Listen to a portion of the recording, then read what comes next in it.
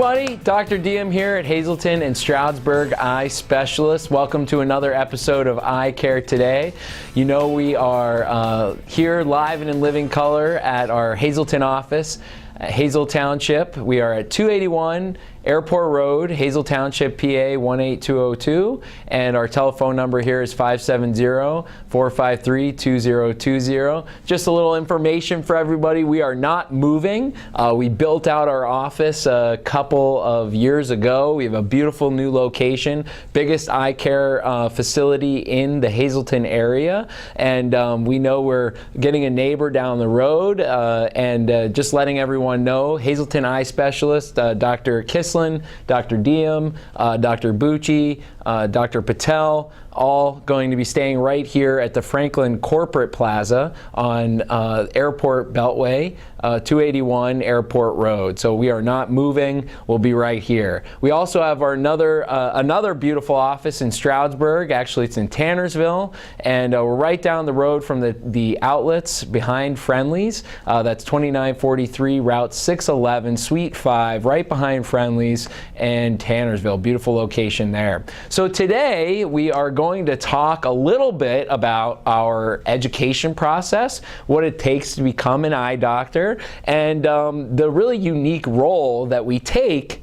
at Hazleton and Stroudsburg Eye Specialists in being preceptors or clinical educators here in this office, and what you may become part of as a patient of ours in that process as well. So I'm actually joined by two of our interns that are intern doctors today. We have Christy, who goes to the Pennsylvania College of Optometry at Salus University, and Matt, who goes to the Massachusetts College of Pharmacy and Health Sciences in Worcester, Massachusetts. So we're very lucky to be joined by both of our interns here today. They are in their 4th year of optometric education, and it's really a lot of fun to have intern doctors in the office because a couple things. So number one, I think it keeps me on my toes.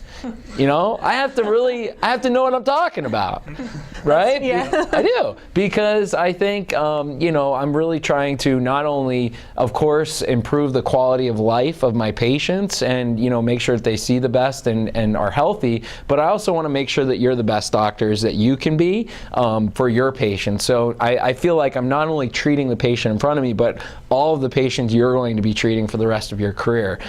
So when you come into our office, you may be greeted by one of our illustrious interns, and it may not be either Christy or Matt, because we do get various interns, but both Christy and Matt are going to be here for the next 3 or 4 months, and then we may get another one. So today we wanted to take the opportunity to kind of go over that process, and many of you know, and those of you who don't know, I was an intern at this office a few years ago, and that's how I met Dr. Kislin, and we started a beautiful relationship together, and that how I fell in love with this office and ultimately decided to come back here, besides the fact that, of course, I'm from this area. So I'm going to first go to Christy and ask her, as a fellow Pennsylvanian and fellow PCO grad, a little bit about what it takes to go to optometry school. Okay, so I think a lot of times our patients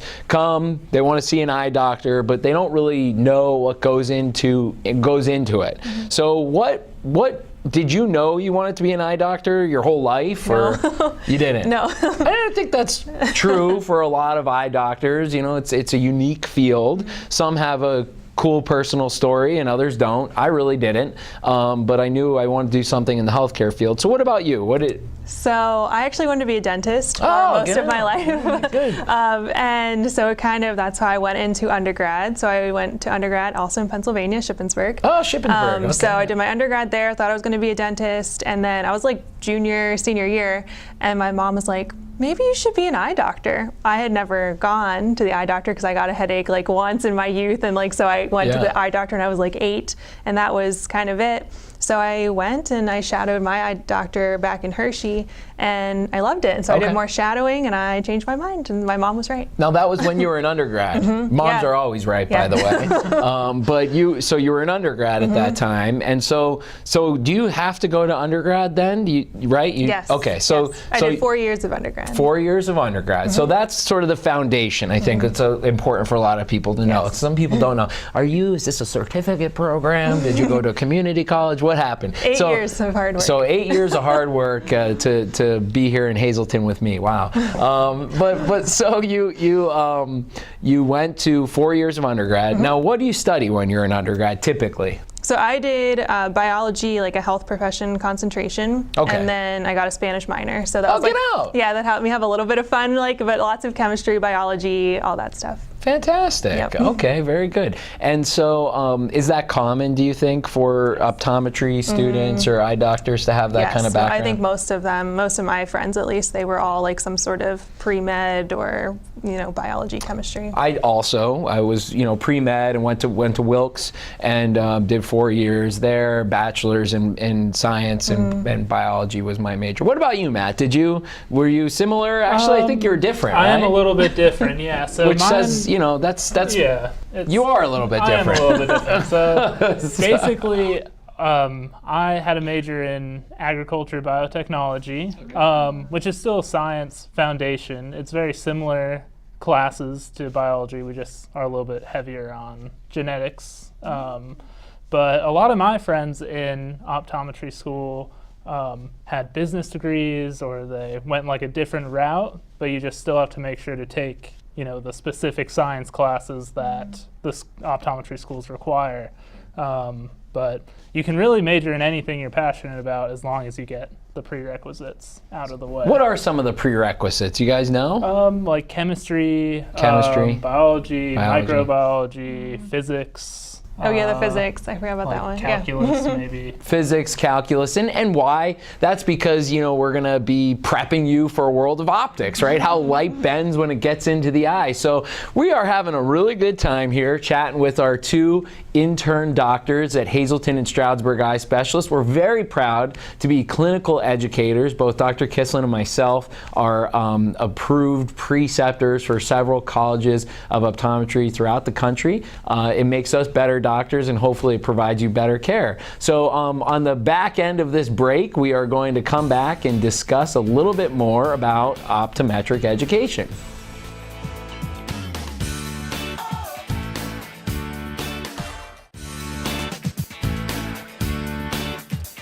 Hey everybody, Dr. Deom here, and we are having a wonderful show talking about optometric education. We are live at our Hazel Township office, Hazleton Eye Specialists. We're at 281 Airport Road, Hazel Township, PA. We are in the Franklin Corporate Plaza, right next to Antonia's Jewelry, and across the street from the Lehigh Valley Cancer Center. Just want to let everybody know we are here. We are not moving. I know there's some other eye care providers that are moving in on Airport Road. We are not moving, so we have the largest, most advanced facility right here in Hazleton at Hazleton Eye Specialists. So check us out. Give us a call, 570-453-2020. And of course, we're in Stroudsburg as well. We have a beautiful new facility right in Tannersville, actually, right behind the Friendlies on Route 611, down the road from the Crossings Premium Outlets. That's at 2943 Route 611, Suite 5, Tannersville, Pennsylvania. So check us out. So I'm here with our 2 current intern doctors who are spending part of their optometric education learning with us, both Dr. Kislin and myself, seeing patients, diagnosing them, treating them, learning how to talk to people, and all of those things are important. I often get compliments and sometimes not, but often nice things about my demeanor, about how I speak to people and treat people. And I think that's one of the most important things that I want to impart upon, my students, is not only do I want you to be very smart and intelligent and know how to diagnose things, but also treat people with kindness and respect. Dr. Kislin and myself, being both from here, really look at our patients as though they're a part of our family. And so when you come here and you're not from here, we really want to make you part of this community and treat our patients with the same kindness, respect, and care that we treat them with. So hopefully, you guys get that when you leave. But one of the things that I wanted everybody to know about was what it takes in optometry school before you go on your rotations to get to this point. So we just talked about the fact that you have to have 4 years of your undergrad. You can major in something like biology or chemistry or pre-med, which a lot of folks do. But then there's some people like Matt, who's a little different. He said that himself. And he majored in agricultural sciences, so agricultural sciences, biotechnology, But the point of the matter is it was something different than your classic biology or chemistry. And the fact is you don't have to do that. He said follow your passions, and as long as you get your prerequisites, you're able to do that. So, all right, you finish undergrad, then you have to take an entrance exam. What is that? The OAT. The OAT. What does that stand for? Oh, I don't know. Just make it up. No, I'm just kidding. Optometric applicator. I think it's assessment test. Assessment test. Yeah. Optometric assessment test. So you take the OAT, which I remember there was like a physics, there was a biology. All sorts of stuff. There was chem, and then there was a writing part too. So it was like all. So not unlike, our medical colleagues take the MCATs, or our law colleagues take the LSATs, and if you're going to another graduate school, you might take, what's the other one? Is it a GRE or? GRE. I forget, but there's another one. I know my wife took one for physical therapy that she had to take for graduate school. So I know there's a couple. So we take the OATs. You take the OATs, and then you apply to school. So how many optometry schools are there? 25? 25. There's been a few more that have been popping up. Okay, so around 25 schools throughout the entire country. Not a ton. There's probably 25, physical therapy schools or dental schools in the state of Pennsylvania, whereas, optometry, that's all there is throughout the entire the country. So you pick a couple schools, you apply, you get in, and then what does your first couple years of optometry school look like? So would you share it with us, since you're not too far away from that? Yeah, so it was a lot of not sleeping a lot of studying, a lot of lab. I think we spent a lot of time learning the skills, and you have practicals on how to do the skills. They were timed and watched by a preceptor. You got graded. Hopefully you passed and didn't have to do it again. So a lot of hard work. Yeah. What about the classes? Do you take any general classes? Are they mostly optometry or eye care related stuff? So like the first year you do take some general. So you'll take like your basic anatomy, systemic anatomy, physiology. But after the first year or so, you kind of get more specific, and you start taking, you slowly move to ocular anatomy, and then ocular disease, and different things like that. I think a lot of people, come to us, and they start talking about their health care and various things. So, a lot of people wonder, do you know about, the heart? Do you know about the lungs? Do you know about the kidney? So is that something you learn? Do we learn about that in school? Yes. Yeah, right? Yep. So, I think a lot of times folks don't understand that we do a lot of the same, if not the same, educational graduate experience that our medical colleagues do, or our pharmacy colleagues do. So, okay, so we've done 4 years of undergrad. We've taken the OATs. We've gotten into optometry school. We've spent the first couple of years doing some general sciences, some general anatomy, some general physiology. Then we're starting to get into eye stuff, and we start to do some labs where we start to learn how to check people for glasses, how to look at the back of the eye, because these are tough skills, right? So, so each one of those things, you don't just do it. You don't just get thrown into the fire and do it. You actually have to prove you can do it with a preceptor, with an assessment. And I remember those were some of my spookiest experiences in school, and I joke about this all the time, but it's true. Put me in front of a room with as many people as you could put into the room, and I could talk in front of them and just have a complete blast. But when it came to those, preceptor just situations, I got nervous. I got, sweaty palms and nervous a little bit. So anyway, we are having a great conversation about optometric education and the fact that here at Hazleton and Stroudsburg Eye Specialists, we are very proud that we are the only ones in the area who act as clinical preceptors, where we not only are taking great care of you, but we're also pushing forward the envelope of optometric education, providing great eye care providers for all the people in our community and throughout the world and country. So right when we get back from the break, we are going to talk a little bit more about what it's like to be an intern on the road, experiencing different environments and patients and preceptors. We'll see you soon.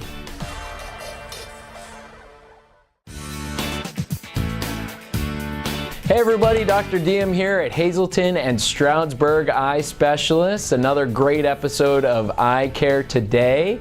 As you know, we have our beautiful locations, one in Hazleton on Airport Road, that's 281 Airport Road, Hazel Township, PA 18202. Give us a call at 570-453-2020. And of course, our beautiful Tannersville location, Stroudsburg Eye Specialists, right behind the Friendlies on Route 611. Beautiful new location. Stop in there, check out our beautiful supply of frames and lenses in Stroudsburg. So we're here today talking about optometric education and the fact that when you come to our office, you may get a little extra when you see us. And that little bit of extra may come in the form of one of our fantastic intern doctors. And our intern doctors are about 3 breaths away from being a full-fledged doctor, but they aren't yet. So they're still under our tutelage, if you will. And what that means is that they often will go in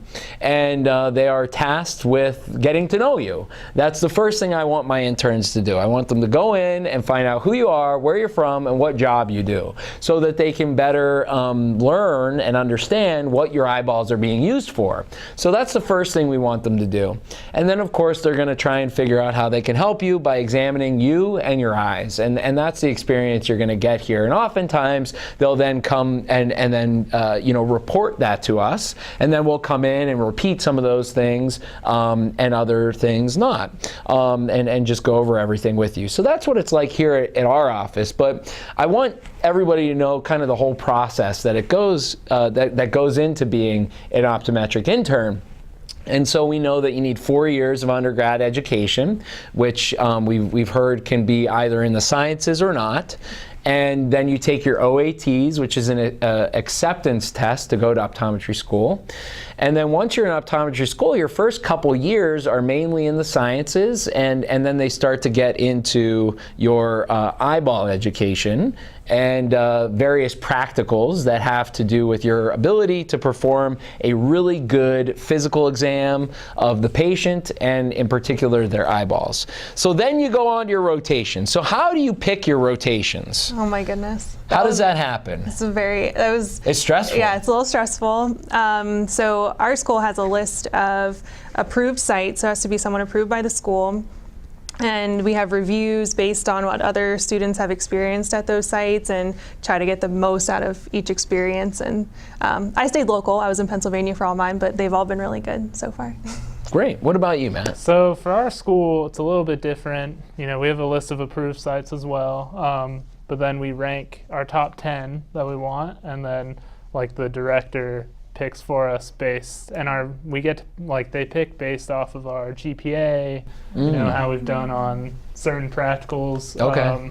And then we also take a a big test in the middle of our thing that Okay. was determined by. So, Oh. so yeah. So and then. So this was Matt's 10th choice. he didn't get it because he did very poor on all of his tests. No, I'm just kidding. Matt did great. No, we this were was- number 1. This was number 3. Oh, wow. So, That's okay. yeah, I so was kind of pretty holding my good. breath there. I was like, come on. So, you know, we really have a blast. So what, I'll just briefly share. I did a rotation here. I did a rotation in State College, Pennsylvania. I did a rotation in Philadelphia at our school, and I did a rotation in Vermont at a VA hospital. All of us at Pennsylvania College of Optometry do a rotation in a VA hospital serving our veterans, which was a great experience. And then I also did a rotation at an Indian health site in very rural Montana, and I absolutely loved that experience. I learned so much and really, really enjoyed that. So what rotations did you do? So I was at the Lebanon VA for my Also VA. serving our veterans. Yep. Yeah. And then at school I did a low vision rotation. Okay. And then I was in Lewisburg for one of them, and then Wyomissing for another Okay, one. so like you said, you stayed Yep. relatively local. Good Pennsylvania girl. We Yep. appreciate I that. got to stay with family for everyone but this one. Oh, so. that's good. That's fantastic. So what about you, Matt? Where have you been? So my first one was at a VA hospital. Serving our veterans? Serving our veterans in Cheyenne, Wyoming. Okay, So cool. a ways Wow. away. And then my last one was in Lynchburg, Virginia. So my school only does 3. So, Okay, and cool. then here. So I've been all over the place. That's fantastic. You know, I think a lot of, people don't realize, how tough that is. You're traveling and you're, responsible for taking care of yourself and, going and finding housing and just, all that kind of stuff. All at the same time, you're studying for tests, right? So we've taken this big test to get into school, take a bunch of tests while you're in school, and then to be able to practice, you need to pass some more tests. So tell me briefly about the tests that you need to pass to become a licensed eye care provider, eye doctor. So there's 3 different parts. The first part is like more basic stuff like pharmacology and biology and how the eye works and all that stuff.